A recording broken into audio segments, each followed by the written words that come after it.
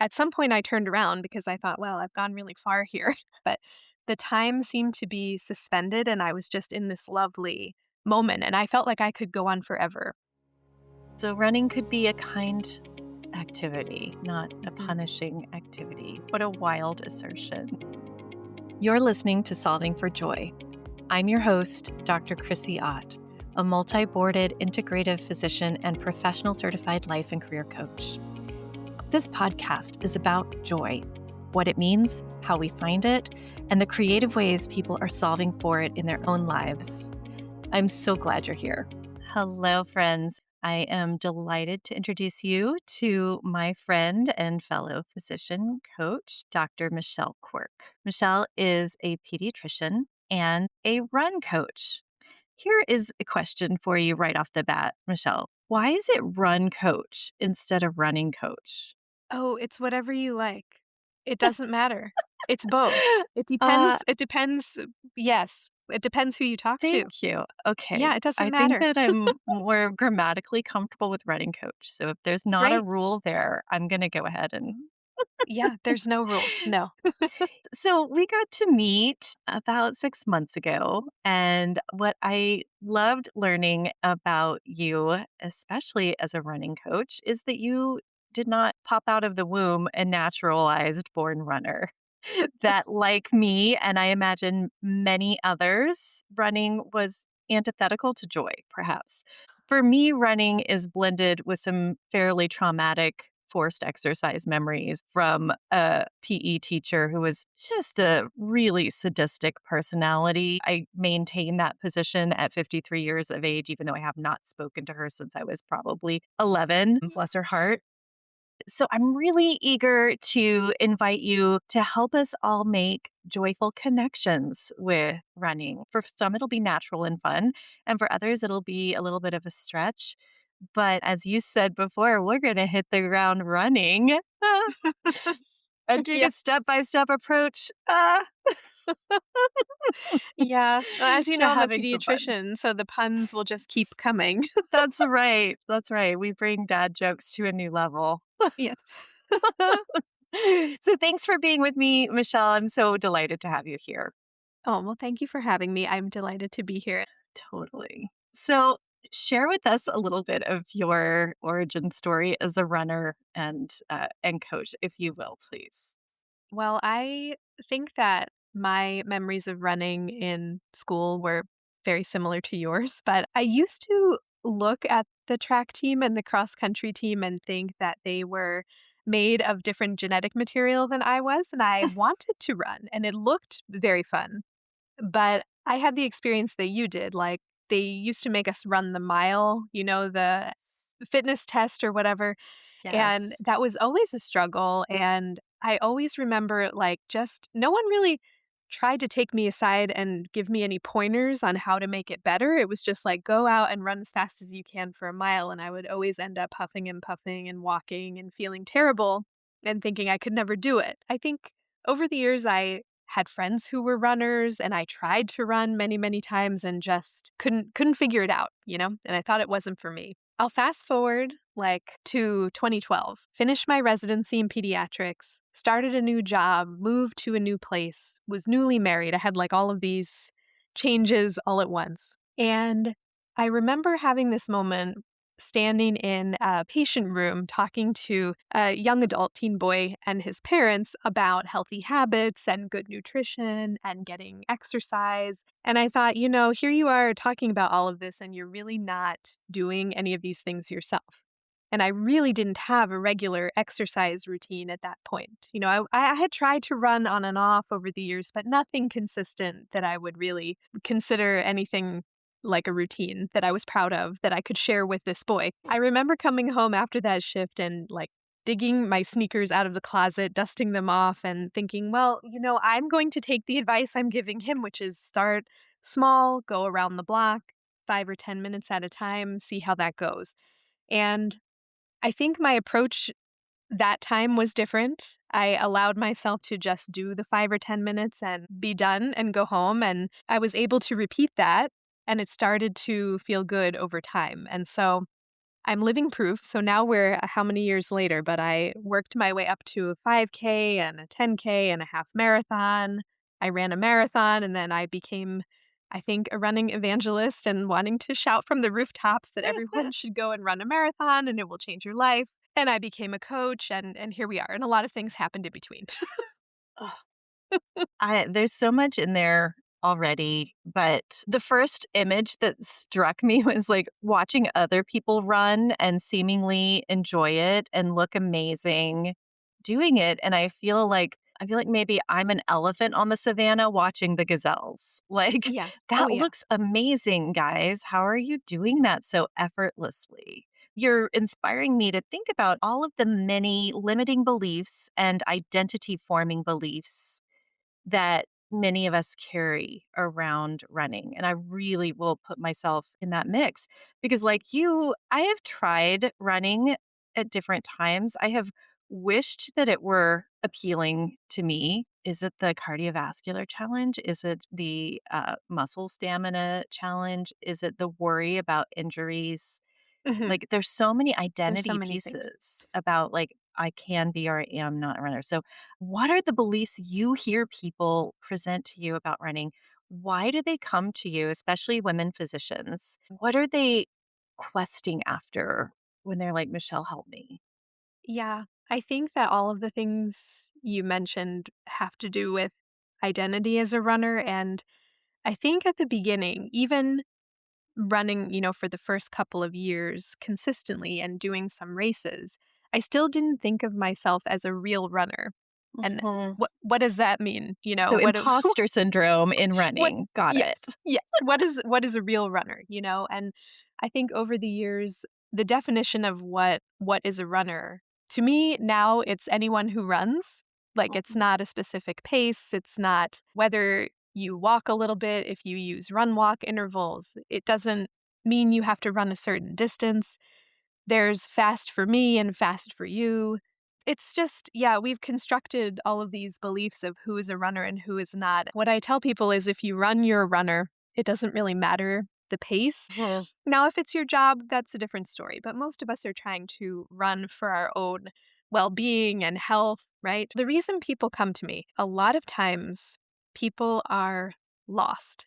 So, a lot of women physicians, myself included, I was lost. Like 2012, very lost, very burned out. Although I didn't have those words at the time, I don't really think we were talking much about burnout, or I certainly wasn't Mhm. paying attention to it at the time. Yeah. And I left out this part of the story, but it's a big part of the story.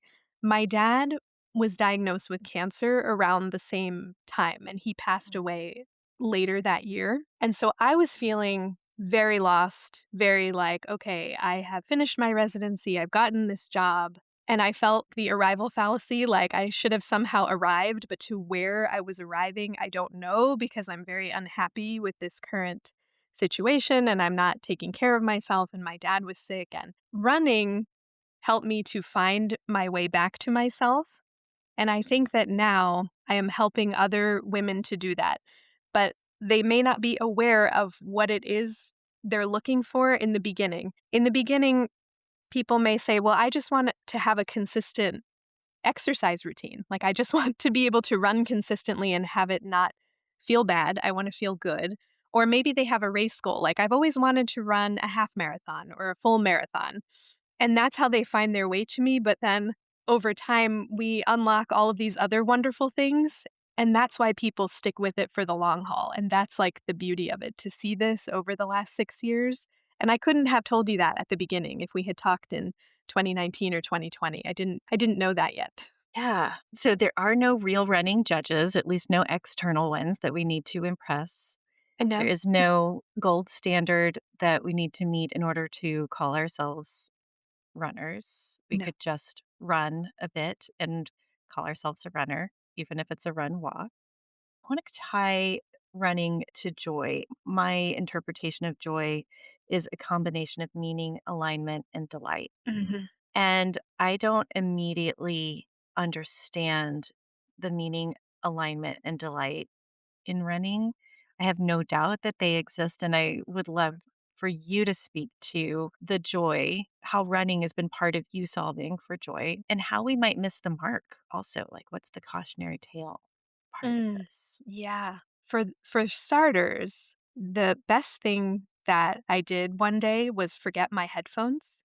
So I used to run with music or run with a podcast, and one day I went out on the trail and I forgot my headphones. So I thought, well, I don't want to go all the way back home. I'll just go. And I started to notice things on the trail, nature, the animals that I ignored them before, but lovely birds on the trail, turtles, just, animals doing their thing, flowers, trees, just a lot of nature on the trail.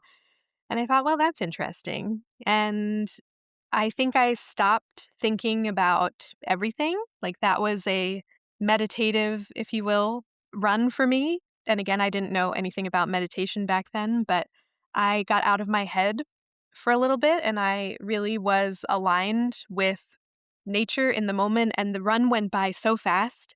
At some point, I turned around because I thought, well, I've gone really far here. I need to turn around and go back. But the time seemed to be suspended and I was just in this lovely moment, and I felt like I could go on forever. I mean, I know would have needed water and fuel, but I felt like I could keep going for miles and miles. And so from then on, I really left my headphones at home all the time, and I realized like, wow, okay, this is a way to if I want to get into my thoughts, I can do that. But if I don't want to think about anything, I can also do that.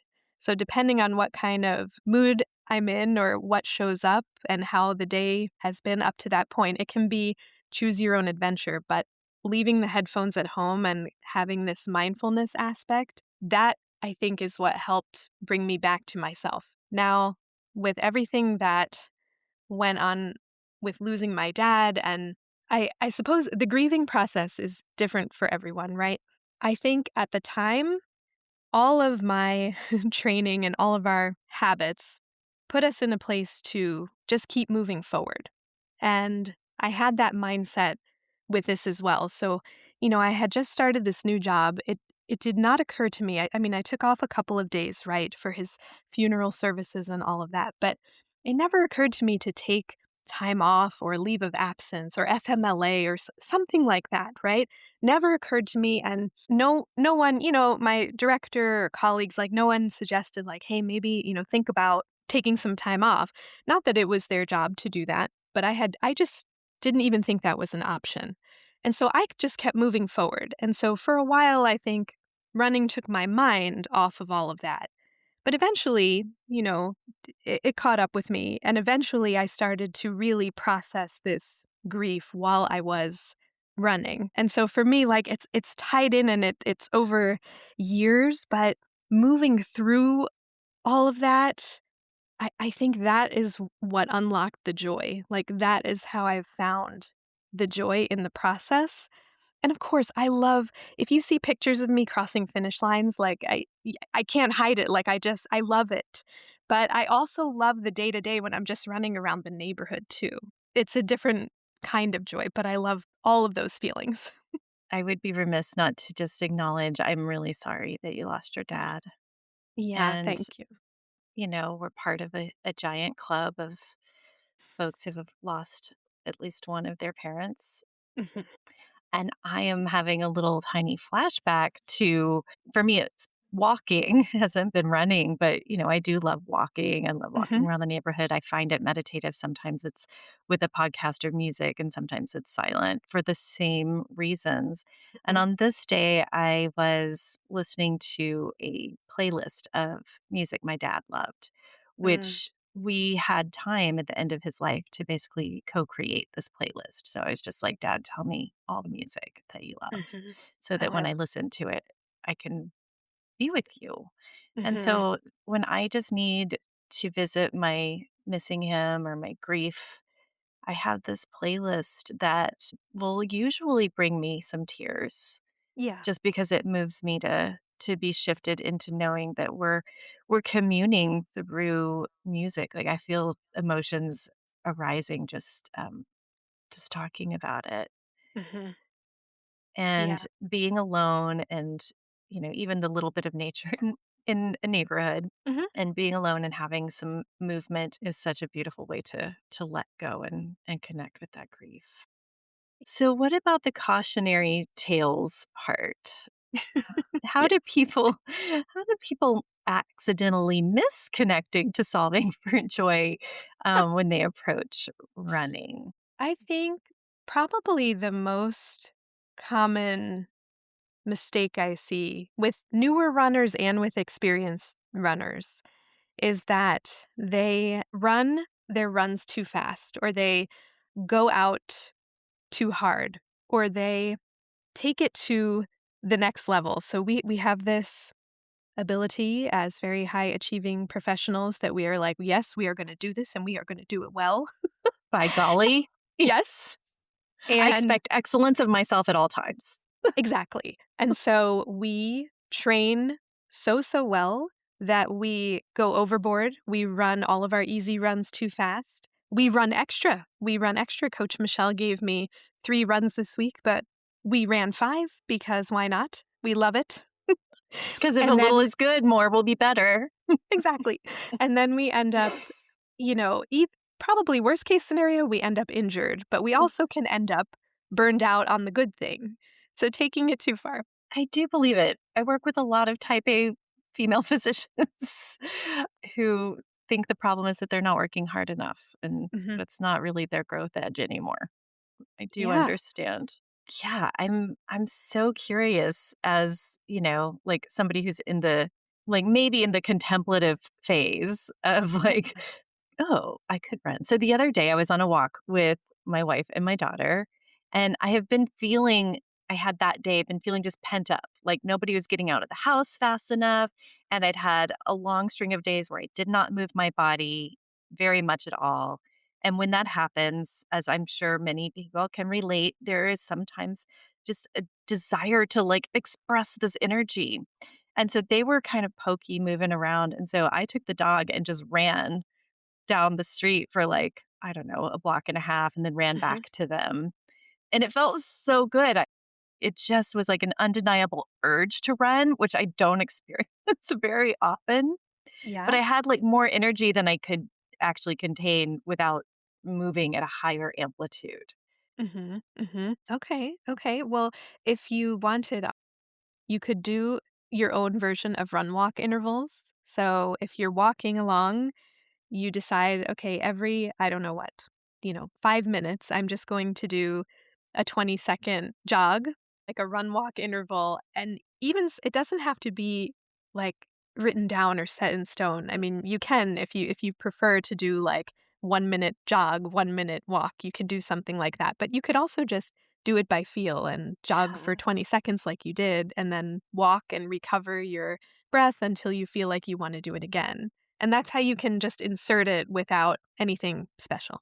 I love that directive slash permission. Like it feels good somehow to have like external, you can run. It's okay, Chrissy, you can run. I'm not gonna hurt myself, Michelle. No, you're not gonna hurt yourself with a little bit of run.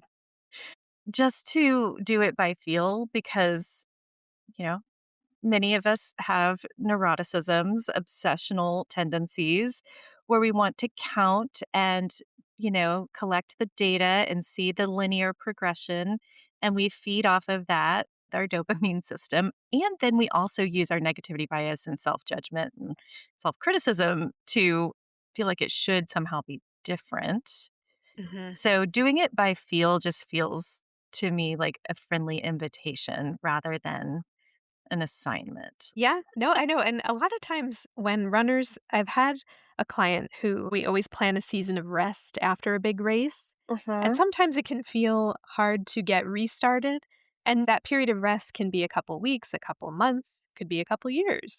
And maybe you were a runner for a long time in the past, and you are attached to what running was like at that point in your life, and now Mhm. maybe you're 10 years older, you've had some kids, like, there are all of these things wrapped up in it, and it just can Mhm. feel like, I don't know how I'm gonna start again because I can't I be can't be that person again. exactly.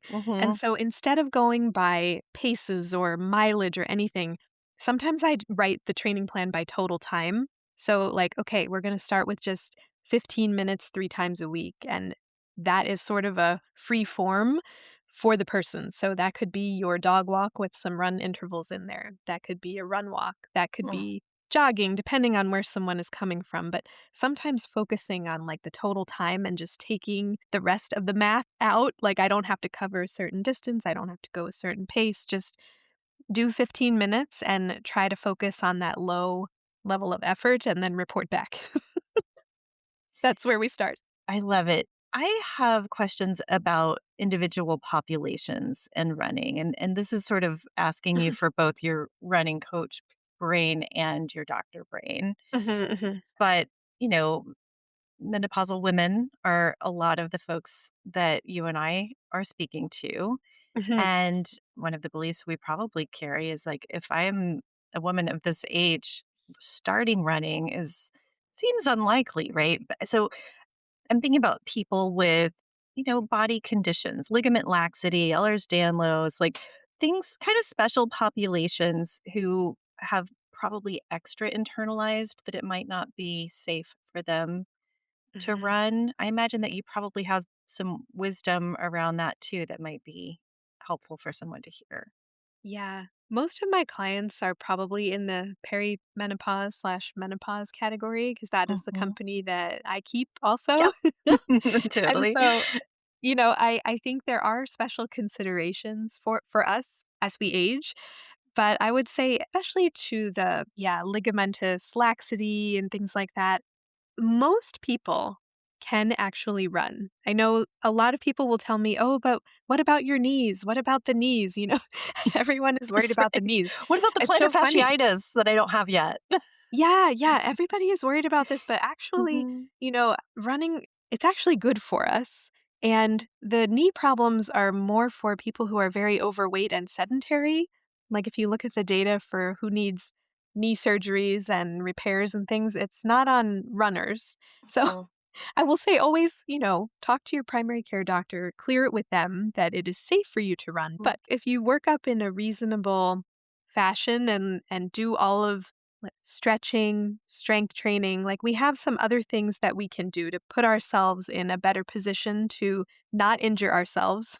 And instead of thinking, okay, I'm solely going to run, if there are other things that you're already doing, we can kind of bring it all together. But most of us really can run safely.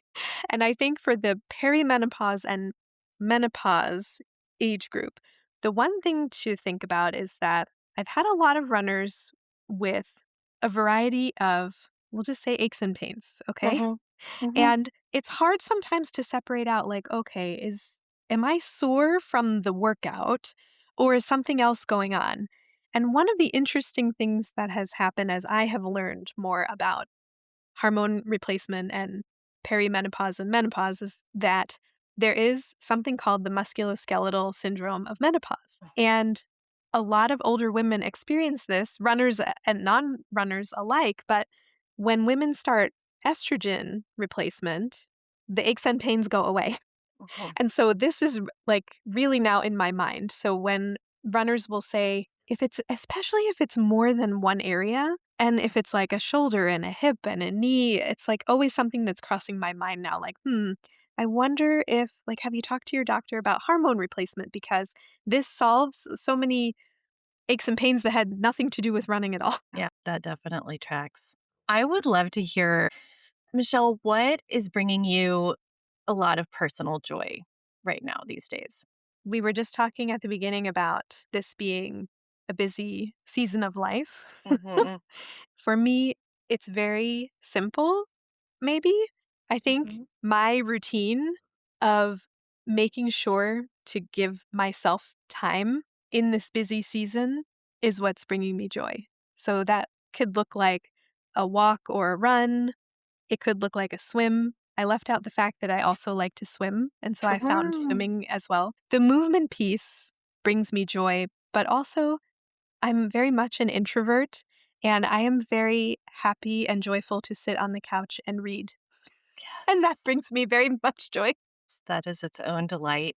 Yeah, it's the combination of movement and rest, I think. Yes, it's like balancing the sweet and the savory. I feel like I have gotten partially a personal consult today.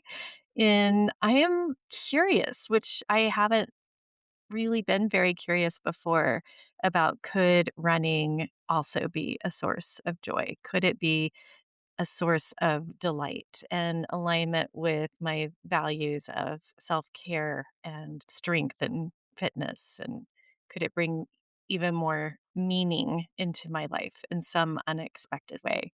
So I'm looking at this as a prescription to think of myself as running 15 minutes 3 times a week and do a body guided, sort of somatically sensed, organic run walk interval with my little hound dog, who will Mhm. be so happy. You could do a little body scan, while you're out there, and that will help you with the level of effort. Just try to go head to toe and feel how you feel while you're doing the little run walk. That will help.